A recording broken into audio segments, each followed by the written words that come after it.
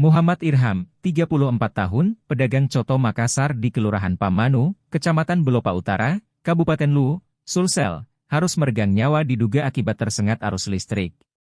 Irham akhirnya tewas, setelah sempat mendapat perawatan, sekitar 15 menit di RSUD Batara Guru, Kota Belopa.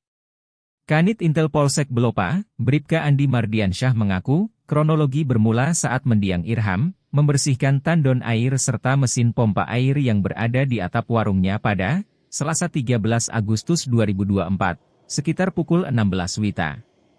Selang 1 jam, Muhammad Israk, 36 tahun, kakak mendiang Irham, mencari korban untuk membayar pesanan daging untuk dagangannya.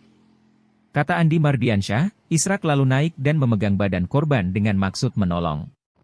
Kendati demikian, Israk lalu merasa tersengat aliran listrik usai menyentuh badan adiknya itu. Andi Mardiansyah menambahkan, Israk lalu berteriak meminta pertolongan kepada warga sekitar. Warga yang datang, lalu menolong korban dan dilarikan ke RSUD Batara Guru untuk mendapat perawatan.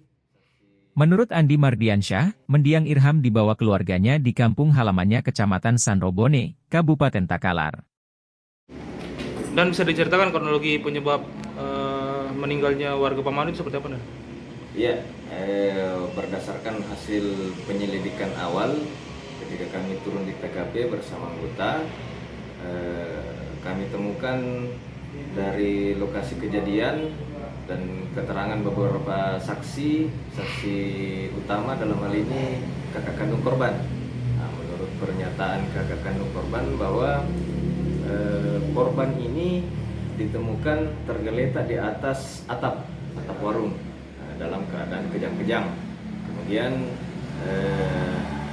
yang bersangkutan mencoba menolong, namun pada saat dipegang, mencoba diangkat, saksi yang bersangkutan ini tersengat listrik dari tubuh korban sampai terlempar atau terhempas ke belakang. Karena terhempas, merasa disengat listrik, akhirnya saksi mencoba menarik baju korban. Setelah menarik baju korban, korban berhenti kejang-kejang. Kemudian minta tolong sama warga untuk dibantu membawa ke rumah sakit. Sampai di rumah sakit, diperiksa, sempat ditangani oleh pihak medis, dokter rumah sakit. Kemudian kurang lebih 15 menit, korban dinyatakan meninggal dunia oleh pihak rumah sakit. Informasi terakhir, dan korban dibawa kemana untuk dimakamkan? Dari rumah sakit itu korban dibawa kembali ke rumah duka, kemudian disemayamkan sambil menunggu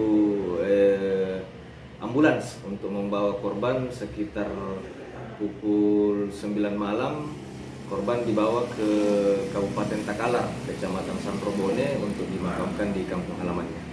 Download Tribun X sekarang, menghadirkan lokal menjadi Indonesia.